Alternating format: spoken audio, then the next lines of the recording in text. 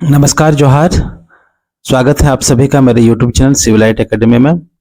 और आज इस वीडियो के माध्यम से हम लोग बौद्ध धर्म के बारे में चर्चा करेंगे। दोस्तों, इससे पहले मैं भारत के प्राचीन कालीन इतिहास को देखते हुए सिंधु घाटी सभ्यता पढ़ाया, इसके बाद वैदिक काल को पढ़ाया, फिर उत्तर वैदिक काल, फिर जैन धर्म, और आज इस वीडियो के माध्यम से हम लोग बौद्ध धर्म को देखेंगे।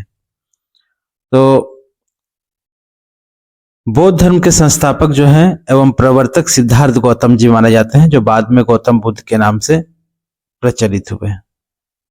गौतम बुद्ध का जीवन परिचय देखें तो इनका जन्म 563 ईसा पूर्व कपिलवस्तु के लुम्बिनी नाम के जगह पे हुआ था।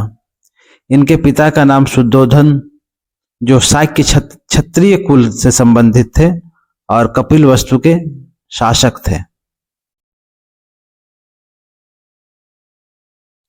इनकी माता का नाम महामाया, लेकिन पालन पोषण इनकी सौतेली मां महाप्रजापति गौतम के द्वारा किया गया था, क्योंकि सिद्धार्थ के जन्म के एक सप्ताह में ही उनकी माता महामाया की मृत्यु हो गई थी। इस कारण सिद्धार्थ का पालन पोषण सौतेली माता ने की थी, जिनका नाम महाप्रजापति गौतम था। इनकी पत्नी का नाम यशोधरा और पुत्र का नाम राहुल था।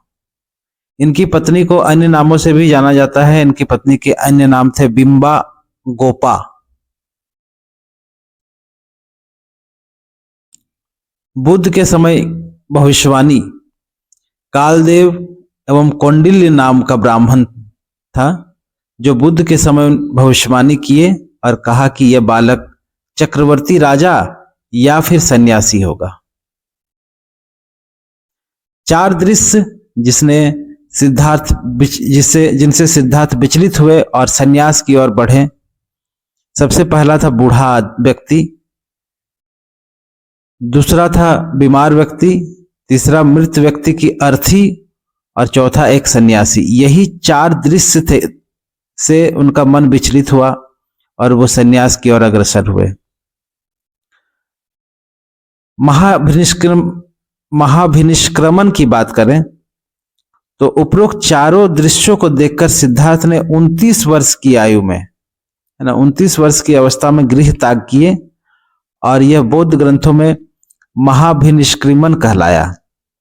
मतलब बुद्ध का जो गृह त्याग है, गृह त्याग को महाभिनिष्क्रमण कहा जाता है। ठीक है, कितने साल की उम्र में गृह त्यागे थे? तो 29 वर्ष की उम्र में, है ना।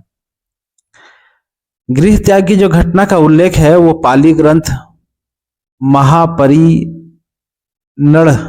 सूत्र में मिलता है।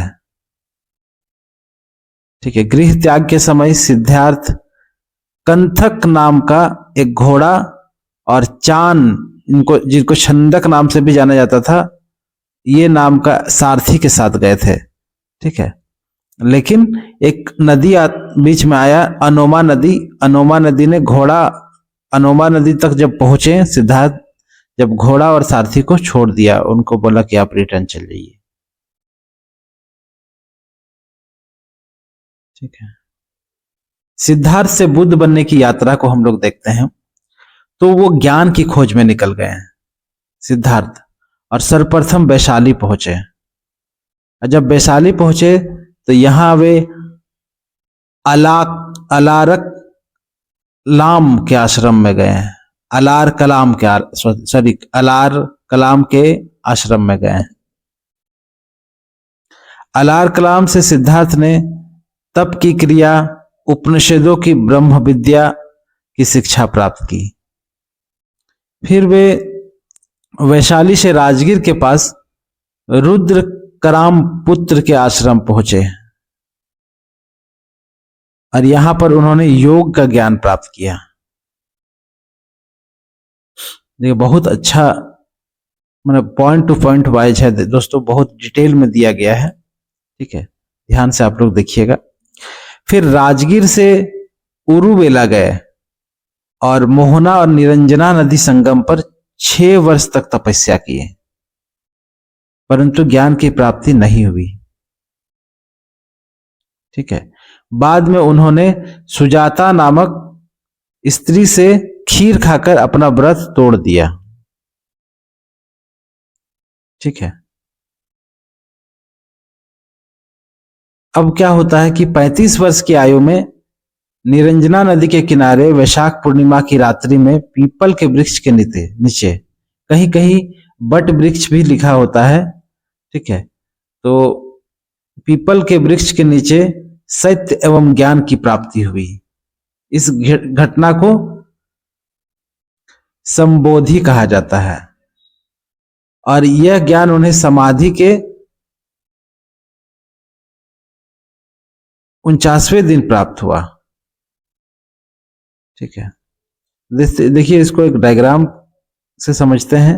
अनोमा नदी की बात आते हैं तो अनोमा नदी हम लोग देखें कि अनोमा नदी तक जब आए थे सिद्धार्थ तो अपने सारथी और घोड़े को लेके आए थे और सारथी और घोड़े को जो है अनोमा नदी किनारे बोला कि आप घर जाइए, वहां पे छोड़ दिए थे। वैशाली की बात आते हैं तो अलार कलाम से तप क्रिया के उपनिषद के ज्ञान की प्राप्ति हुई। ठीक है। राजगीर की बात करें तो राजगीर में रुद्र कराम पुत्र से योग ज्ञान प्राप्त किए और उरुवेला से क्या हुआ कि निरंजना के नदी के तट पर वैशाख पूर्णिमा की रात सत्य और ज्ञान का आलोक प्राप्त हुआ। ठीक है। ज्ञान प्राप्ति के बाद उरुवेला का यह क्षेत्र जो है बोध गया के नाम से फेमस हुआ और सिद्धार्थ जो है बुद्ध कहलाए इसी दिन। ठीक है। किस दिन दोस्तों याद रखिएगा, निरंजना नदी तट पर वैशाख पूर्णिमा की रात। ठीक है। पहले जो बोध गया था उरुवेला नाम से जाना जाता था। ठीक है। जब बोध को ज्ञान की प्राप्ति हुई उरुवेला में तो ये क्षेत्र बोध गया कहलाया और तभी से सिद्धार्थ का नाम सिद्धार्थ जो है बुद्ध कहलाए, है ना। अब धम्म चक्र प्रवर्तन की बात करें तो गौतम बुद्ध के ज्ञान प्राप्ति के बाद प्रथम उपदेश और दीक्षा दिए जाने की घटना धम्म चक्र प्रवर्तन कहलाती है। गौतम बुद्ध ने अपना पहला जो उपदेश है और दीक्षा ऋषिपत्तन जो सारनाथ में है ना, सारनाथ में दिए। इसका उल्लेख संयुक्त निकाय में मिलता है। ठीक है। प्रथम उपदेश में ही गौतम बुद्ध ने 4 आर्य सत्यों को बताया और 4 आर्य सत्य क्या है दोस्तों, इसको देखते हैं। सबसे पहला जो 4 आर्य सत्य है वो है कि पहला है दुख दुख है, दूसरा है दुख समुदाय दुख का कारण है, तीसरा है दुख निरोध दुख का निदान है और चौथा है दुख निरोधी गामिनी प्रतिपदा दुख निदान के उपाय है। ये 4 आर्य सत्य है। ठीक है। ये प्रथम उपदेश में ही बताया है गौतम बुद्ध जी ने। ठीक है। उसके बाद अष्टांगिक मार्ग की बात करें तो इसका संबंध जो है चौथे आर्य सत्य से है। ठीक है। प्रथम आर्य सत्य जो है दुख प्रथम आर्य सत्य के अनुसार संसार में सभी वस्तुएं दुखमय है। प्रथम आर्य सत्य में जन्म एवं मृत्यु के चक्र को दुख का मूल कारण बताया गया है। ठीक है। दुख का मूल कारण जन्म एवं मरण के चक्र को माना गया है, दुख का मूल कारण। दूसरा आर्य सत्य जो है वो दुख समुदाय। ठीक है। दूसरे आर्य सत्य में दुख उत्पन्न करने वाले मूल कारण तृष्णा को बताया गया है। ठीक है। तृष्णा को बताया गया है। और तीसरा आर्य सत्य जो है वो है तीसरे आर्य सत्य में दुख निवारण या निरोध के लिए तृष्णा का उन्मूलन आवश्यक बताया गया है। ठीक है। चौथे आर्य सत्य की बात करें तो दुख निरोध गामिनी प्रतिपदा। चौथे आर्य सत्य में गौतम बुद्ध ने दुख के उन्मूलन का मार्ग बताया है कि यही अष्टांगिक मार्ग कहलाते हैं। ठीक है। अष्टांगिक मार्ग क्या है, जिससे कि दुख का निरोध किया जा सकता है, मतलब उन दुखों का उन्मूलन किया जा सकता है। तो अष्टांगिक मार्ग को हम लोग देखते हैं। अष्टांगिक मार्ग है दोस्तों, पहला है सम्यक दृष्टि। यानी वस्तुओं के वास्तविक स्वरूप का ध्यान रखना। दूसरा है सम्यक संकल्प, यानी आसक्ति, द्वेष, हिंसा से मुक्त विचार। तीसरा है सन्मक व्याक, यानी अप्रिय वचनों का परित्याग। चौथा है सम्यक कर्मोत्थ, यानी दान, दया, सत्य, अहिंसा, सत्कर्मों का अनुसरण इत्यादि। पांचवा है सम्यक आजीव, यानी सदाचार के नियमों के अनुकूल जीवन व्यतीत करना। छठा है सम्यक व्यायाम, यानी विवेकपूर्ण प्रयत्न करना। सातवां है सम्यक स्मृति, यानी मिथ्या धारणाओं का परित्याग कर सच्ची धारणा रखना। और आठवां है सम्यक समाधि, यानी मन अथवा चित्त की एकाग्रता। आगे देखते हैं। बौद्ध संघ की स्थापना की बात करें तो गौतम बुद्ध ने सारनाथ में बौद्ध संघ की स्थापना की। बौद्ध संघ का संगठन गणतांत्रिक प्रणाली पर आधारित था। संघ में प्रवेश पाने के लिए कम से कम 15 वर्ष की आयु का होना जरूरी था, ठीक है, और माता पिता की आज्ञा आवश्यक थी। अस्वस्थ, शारीरिक विकलांगता, ऋणी, सैनिक एवं दासों का प्रवेश संघ में वर्जित था, ठीक है।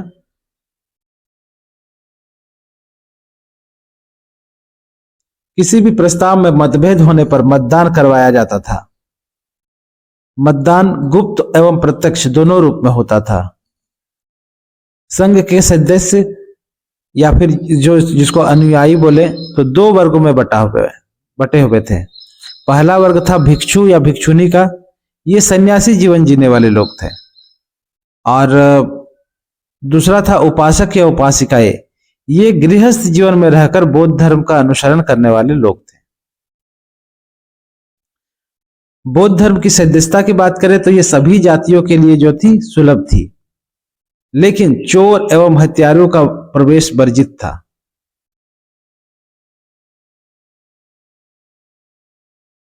शुरू में क्या था कि स्त्रियों को संघ में शामिल होने का अधिकार नहीं था, परंतु जब गौतम बुद्ध कपिलवस्तु पहुंचे तो उनकी सौतेली मां गौतमी ने प्रवज्ञा ग्रहण करने की इच्छा प्रकट की, परंतु गौतम बुद्ध ने मना कर दिया।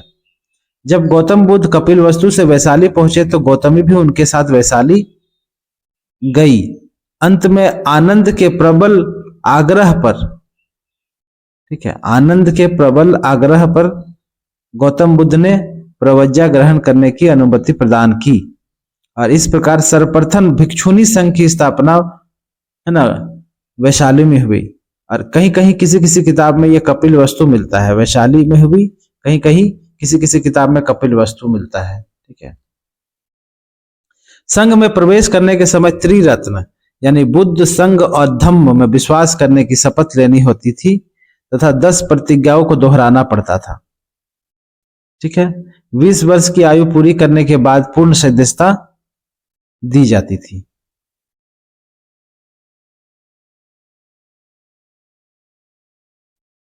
गौतम बुद्ध ने अपना उत्तराधिकारी मनोनीत नहीं किया था। उन्होंने घोषणा की थी कि धर्म और संघ के निर्धारित नियम है, धर्म और संघ के निर्धारित नियम ही उनके उत्तराधिकारी हैं, ठीक है। बौद्ध भिक्षुओं के लिए आवश्यक 10 शील, जिसको सिद्धांत भी बोला जाता है, 10 सिद्धांत या 10 शील बोला जाता है, तो उसको देखते हैं। सबसे पहला जो है, पहला है दूसरे के धन की इच्छा ना करना। दूसरा है झूठ नहीं बोलना। तीसरा है हिंसा से दूर रहना। चौथा है मादक द्रव्यों का सेवन ना करना। पांचवा है व्यभिचार नहीं करना। व्यभिचार का अर्थ होता है पराई स्त्री या पराई पुरुष पर नजर नहीं रखना, गंदा नजर नहीं रखना, है ना, या फिर यौनाचार क्रिया नहीं करना, ठीक है। छठा है संगीत एवं नृत्य में भाग नहीं लेना, ठीक है। सातवां है सुगंधित द्रव्यों का उपयोग नहीं करना। आठवां है असमय भोजन नहीं करना। 9वां है सुखप्रद बिस्तर पर नहीं सोना। 10वां है किसी प्रकार के द्रव्य का संचय ना करना। किसी प्रकार के द्रव्य का संचय ना करना।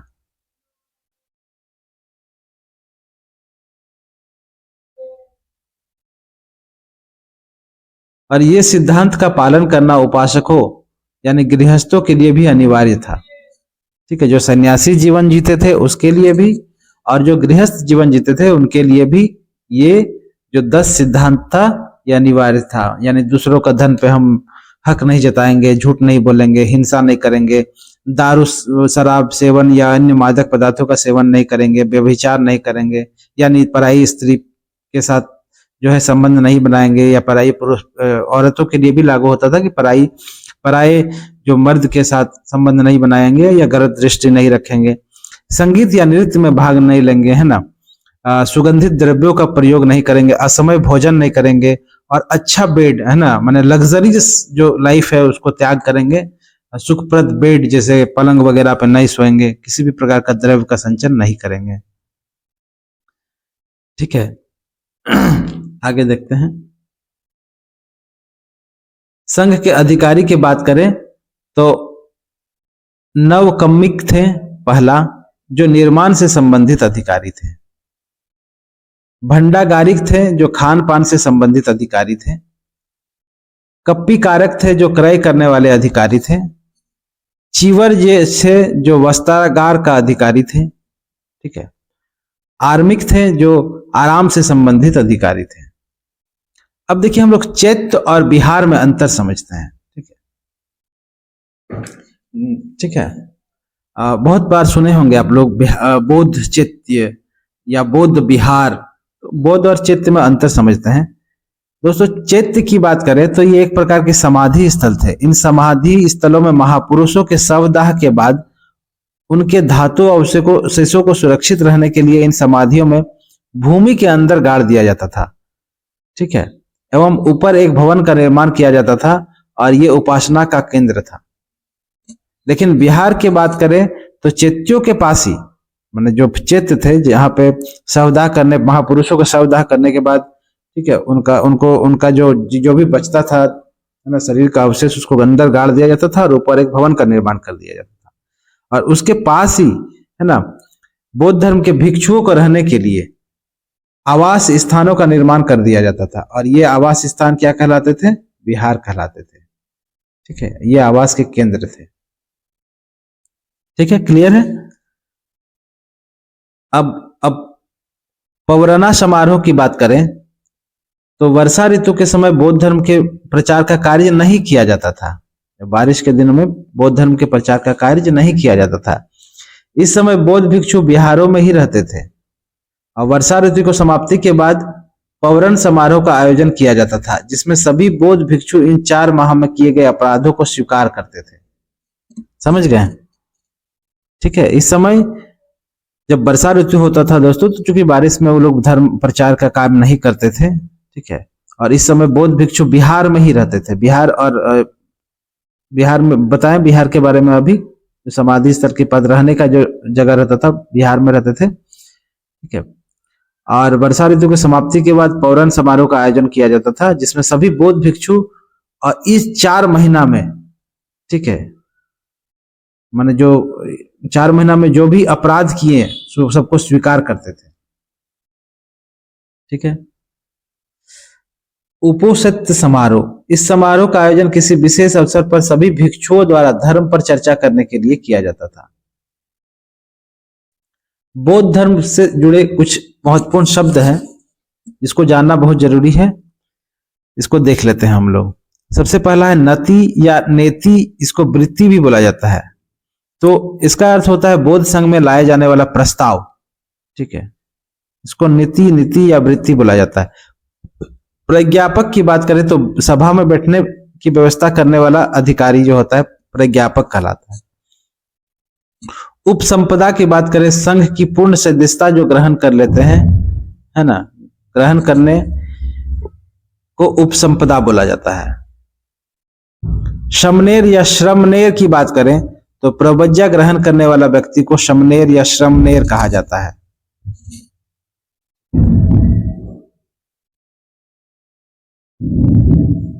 गौतम बुद्ध का धर्मोदय उपदेश स्थान अनुसार भ्रमण को देखते हैं। ठीक है, किन किन स्थानों पर भ्रमण किए अपना धर्म का उपदेश देने के लिए। तो सबसे पहला है सारनाथ। सारनाथ में दोस्तों प्रथम उपदेश और धम्म चक्र प्रवर्तन वहीं पे हुआ था।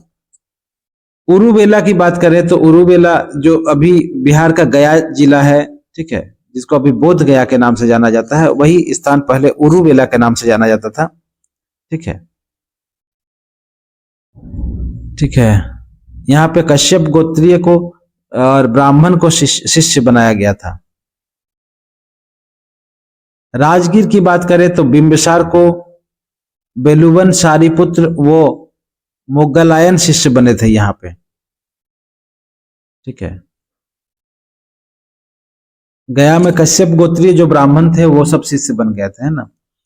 और राजगीर में बिंबिसार वो बेलुवन जो थे उस समय के राजा थे, सम्राट थे, तो वो शिष्य बने थे। कपिल वस्तु की बात करें तो बुद्ध परिवार शिष्य बना।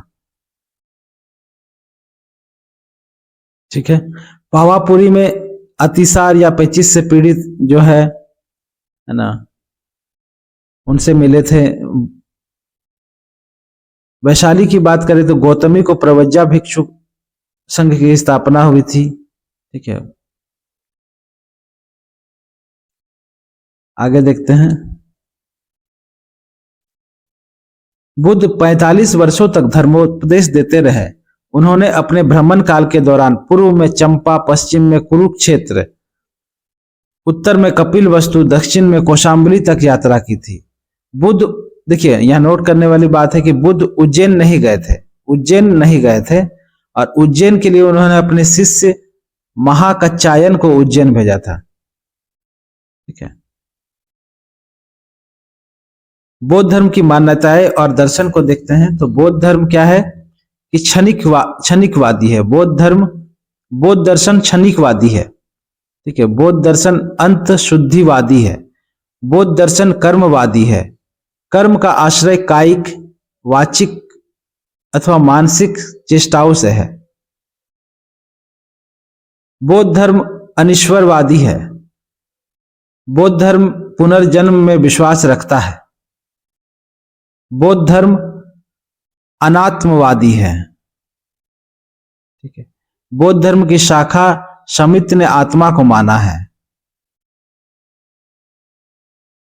बौद्ध धर्म का मूलाधार 4 आर्य सत्य है। बौद्ध धर्म के त्रिरत्न बुद्ध, संघ, धम्म। ठीक है, बुद्ध के जीवन के 4 महत्वपूर्ण घटनाएं के बाद फिर से देख लेते हैं एक बार। गृह त्याग को महाभिनिष्क्रमण कहा जाता है। संबोधि को ज्ञान की प्राप्ति या निर्माण को कहा जाता है संबोधि। प्रथम उपदेश जो दिए थे उसको धम्म चक्र प्रवर्तन कहा जाता है, और देहावासन को महापरिनिर्वाण कहा जाता है। ठीक है, बुद्ध की जीवन की घटनाओं को प्रतीक देख लेते हैं। तो जन्म जो है वो कमल, ठीक है, गर्भ हाथी। यौवन को सांड से दर्शाया जाता है। गृह त्याग को घोड़ा से दर्शाया जाता है। ज्ञान प्राप्ति को बोधि वृक्ष से दर्शाया जाता है। समृद्धि को शेर से, प्रथम उपदेश को चक्र से, निर्वाण को जो है पद चिन्ह से, और मृत्यु को स्तूप से दर्शाया जाता है।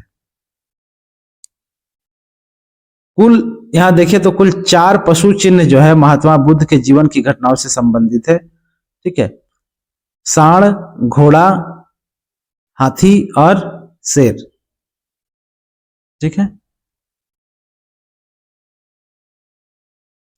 प्रमुख बौद्ध संगीतियों की बात करें तो जो प्रथम संगीति हुई थी ये 483 ईसा पूर्व राजगीर में हुई थी, जिनके अध्यक्ष महाकश्यप थे और संरक्षक अजातशत्रु थे। ठीक है, इसमें जो मुख्य कार्य हुए थे वो सुत्त पिटक एवं विनय पिटक की रचना हुई थी। ठीक है, प्रथम बौद्ध संगीति में। द्वितीय बौद्ध संगीति की बात करें, ठीक है, तो ये 383 ईसा पूर्व में वैशाली में हुई थी, ठीक है, जिसके अध्यक्ष सब्बू कमीर और स्थविर यश थे। इसके संरक्षक कालाशोक थे। द्वितीय बौद्ध संगीति में जो महत्वपूर्ण कार्य हुए थे वो संघ महासंघिक व स्थैवरिशवादी में बट गया था। संघ जो है महासंघिक व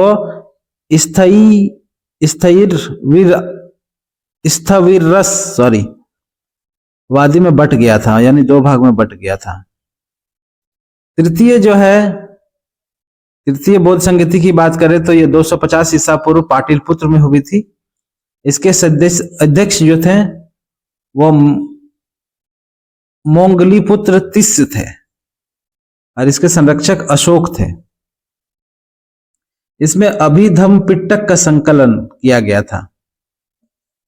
चतुर्थ की बात करें तो ये 98 ईसा पूर्व कुंडलवन में हुआ था, जिनके अध्यक्ष वसुमित्र थे और इसके संरक्षक कनिष्क थे। और यही चतुर्थ में ही जो है समाज जो बौद्ध धर्म है दो भाग में बट गया था, हीनयान और महायान में। ठीक है। बुद्ध के शिष्यों की बात करें तो तपस्सु व मल्लिक थे। बुद्ध के प्रथम दो अनुयायी तपस्सु और मल्लिक। दूसरा में आता है पंचवर्गीय ब्राह्मण, तीसरा में सारीपुत्र, चौथा में मोदगल्लान, पांचवा में उनके पुत्र खुद राहुल, छठे में आते हैं नंद जो सौतेला भाई था उनका, सातवां में उपाली, आठवां में आनंद। और आनंद को ही जो होता है कि स्त्रियों को संघ में सदस्यता दिलाने में योगदान जो था आनंद का ही था। नौवा है जीवक। जीवक क्या, बिंबिसार ने जीवक को अवंती यानी अभी के उज्जैन नरेश को प्रोद्योत की चिकित्सा हेतु भेजा था, जीवक को, है ना। बिंबिसार की बात, बिंबिसार ये 10वां नंबर पे आते हैं, ये मगध के शासक थे। 11वां अजात शत्रु, ये प्रारंभ में आजीवक फिर महावीर स्वामी के संपर्क में रहा, अंत में गौतम बुद्ध से दीक्षा प्राप्त किया, अजात शत्रु, है ना। 12वां नंबर पे आता है प्रसन्नजीत। 13वां नंबर पे महाकश्यप जो बौद्ध संगीति के अध्यक्ष थे, प्रथम बौद्ध संगीति के अध्यक्ष थे, है ना। और शिष्याओं की बात करें तो पहले नंबर पे महाप्रजापति गौतम है जो सौतेली माता थी बुद्ध के और प्रथम शिष्या भी थी। दूसरा यशोधरा माने बुद्ध की पत्नी, वो भी उनकी शिष्या बन गई थी, ठीक है। तीसरा नंदा यानी उनकी सौतेली बहन, चौथा आम्रपाली, पांचवा विशाखा, छठा क्षेमा जो बिंबिसार की पत्नी थी, सातवां मल्लिका, ठीक है। प्रमुख बोधिसत्व की बात करें तो अवलोकितेश्वर, मंजूश्री, वज्रपाणी, क्षितिगर्भ और पांचवा मैत्रेयी।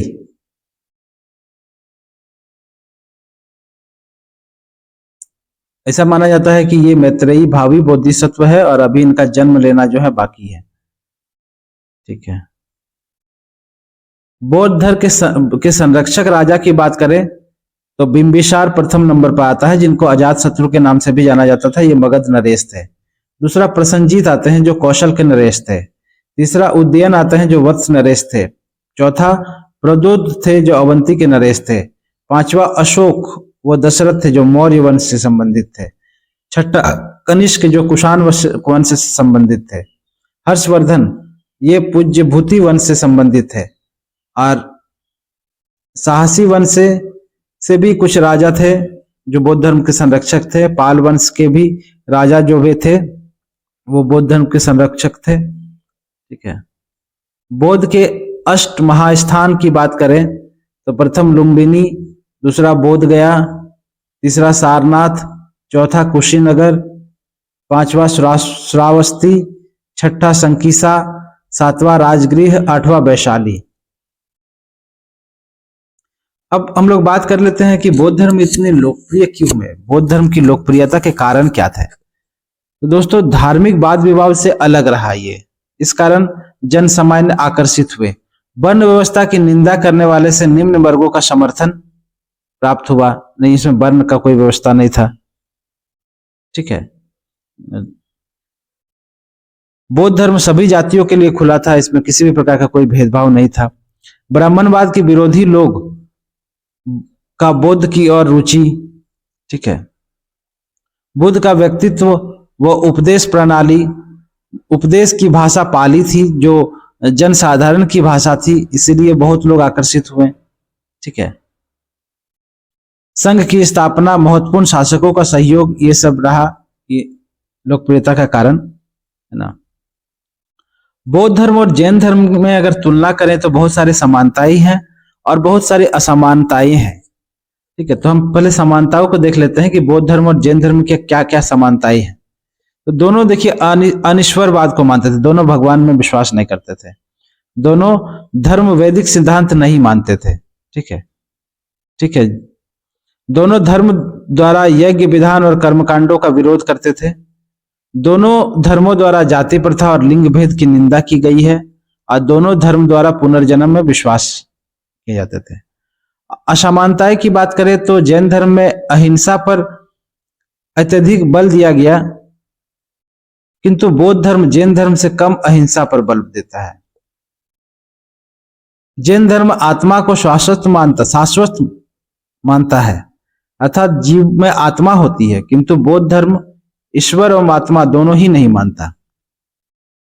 ठीक है, तो इस प्रकार यह बोला जा सकता है कि जो जैन धर्म है वो आत्मवादी है और बौद्ध धर्म अनात्मवादी है।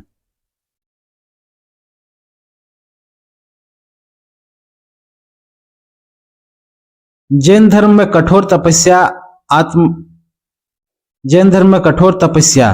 आत्महत्या को मान्यता है, बौद्ध धर्म में ऐसा नहीं है। जैन धर्म का विकास भारत के बाहर नहीं बल्कि बौद्ध धर्म वैश्विक है। ठीक है, जैन धर्म का विकास भारत से बाहर नहीं हो पाया है, लेकिन बौद्ध धर्म देखिए आज लगभग विश्व के हर एक कोने में है।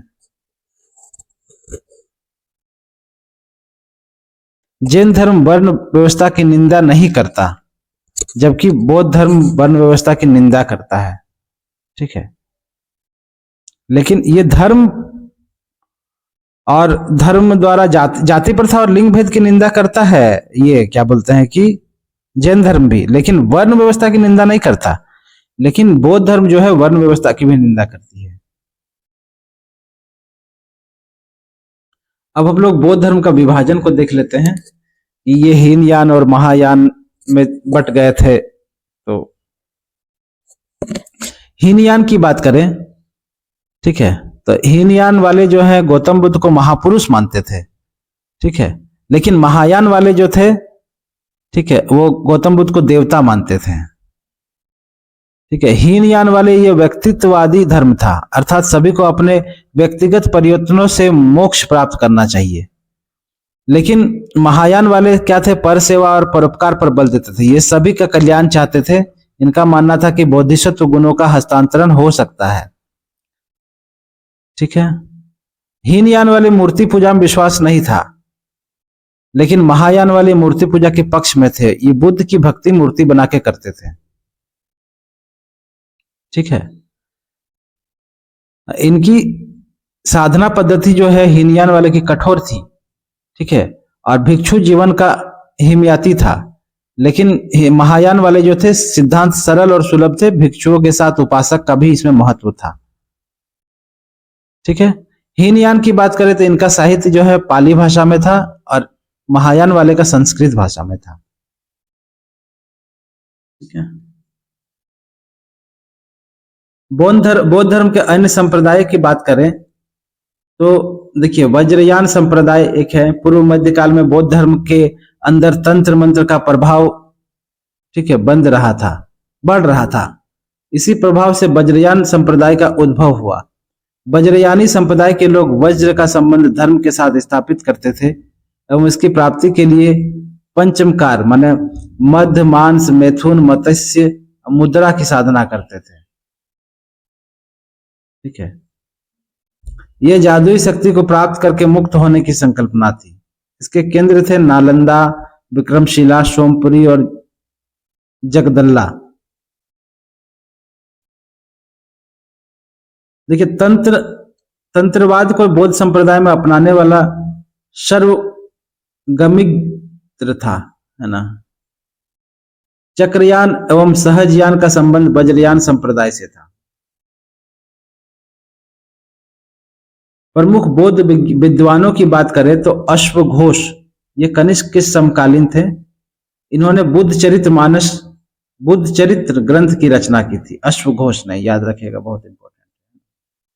नागार्जुन की बात करें तो उन्होंने बौद्ध दर्शन के माध्यमिक विचारधारा को प्रतिपादन किया है, जो शून्यवाद के नाम से जानी जाती है। और वसुबंध की बात करें तो बौद्ध धर्म का विश्व कोश कहे जाने वाले अभिधम्ब कोश की रचना वसुबंध ने की है। ठीक है। बुद्ध घोष की बात करें तो इनके द्वारा लिखी गई पुस्तक विशुद्ध मार्ग हीनयान संप्रदाय का प्रमुख ग्रंथ है। बौद्ध साहित्य की बात करें तो सबसे पहला आता है त्रिपिटक। ये बौद्ध धर्म के प्राचीनतम ग्रंथ है। ठीक है, जिसमें सुत्त पिटक, विनय पिटक और अभिधम्म पिटक आते हैं। सुत्त पिटक की बात करें तो इसमें बुद्ध धर्म के धार्मिक विचारों और उपदेशों का संग्रह है। यह गद्य एवं पद्य का मिश्रण है। यह पिटक 5 निकायों में विभाजित है। पहला हो गया दीर्घ निकाय। ठीक है, महात्मा बुद्ध के जीवन के आखिरी समय का वर्णन इसमें है। ठीक है। दूसरा है मध्यशम निकाय। तीसरा है संयुक्त निकाय। चौथा है अंगुत्तर निकाय। ठीक है। और 5वां है खुद्दक निकाय। ठीक है। और ये अंगुत्तर निकाय में 16 महाजनपदों का वर्णन मिलता है। विनय पिटक की बात करें तो विनय पिटक में क्या है कि इसमें बौद्ध भिक्षुओं के अनुशासन संबंधी नियम एवं संघ की कार्य प्रणाली की व्याख्या है। अभिधम्म पिटक की बात करें तो इसमें महाबुद्ध के उपदेशों एवं सिद्धांतों की दार्शनिक व्याख्या की गई है। इस पिटक का संकलन जो है अशोक के समय तृतीय बौद्ध संहिता में किया गया था। अन्य बौद्ध ग्रंथ की बात करें तो प्रज्ञा पारमिता है। यह महायान संप्रदाय के सबसे महत्वपूर्ण दार्शनिक पुस्तक है। इसमें इसके लेखक जो है नागार्जुन है। जातक की बात करें तो इसमें भगवान बुद्ध के 84,000 पूर्व जन्मों की 500 से अधिक गाथाएं हैं। यह खुद्दक निकाय शुद्ध पिटक का 10वां ग्रंथ है। थेर गाथा एवं थेरी गाथा में अंतर देखिए क्या है। थेर गाथा क्या होता है, यह बौद्ध भिक्षुओं द्वारा संकलित ग्रंथ है। ठीक है। और थेरी गाथा जो है बौद्ध भिक्षुनियों, ठीक है, यह भिक्षु द्वारा है, यह भिक्षुनियों द्वारा। ठीक है। थेर गाथा बोला जाता है भिक्षुओं द्वारा जो संकलित ग्रंथ है, और थेरी गाथा जिसको बोला जाता है वो भिक्षुनियों द्वारा संकलित ग्रंथ है ना। अब बौद्ध धर्म के पतन का कारण हम लोग जान लेते हैं कि बौद्ध धर्म में क्या है कि कर्मकांडों का प्रभाव बढ़ गया था। पाली भाषा त्याग कर संस्कृत अपनाना। ठीक है। पाली भाषा जो थी उस समय आम जनों की भाषा थी, तो अब क्या है, पाली भाषा को त्याग के संस्कृत भाषा अपनाने लगे, तो आम जन क्या है कि इससे दूर होने लगे। मूर्ति पूजा प्रारंभ हो गया था, जिससे बहुत लोग, है ना, भक्तों से भारी मात्रा में दान प्राप्ति, ये भी क्या था कि एक पतन का कारण था। ब्राह्मणों का पुनरुत्थान, ठीक है, ये मुख्य कारण में से एक है। ठीक है। बौद्ध विहारों में कुरीतियों और भोग विलासिता बढ़ गई थी। ठीक है, ये भी पतन होने का बहुत बड़ा कारण है। और कुछ शासकों द्वारा, जो सबसे इंपॉर्टेंट है, कुछ शासक क्या था, बौद्ध विरोधी दृष्टिकोण रखने लग रहे थे। और उस समय क्या था कि राजा जो बोल दिए वही सत्य है, राजा का आदेश पालन करना पड़ता था। तो हम तो बोलेंगे कि ज्यादा जो पतन का जो मुख्य कारण है वो बौद्ध शासकों द्वारा बौद्ध विरोधी दृष्टिकोण को अपनाना था। ठीक है। तो दोस्तों, थैंक्स फॉर वॉचिंग। अच्छा लगा तो कृपया सब्सक्राइब कर दीजिए और वीडियो को दोस्तों तक शेयर भी कीजिएगा। धन्यवाद।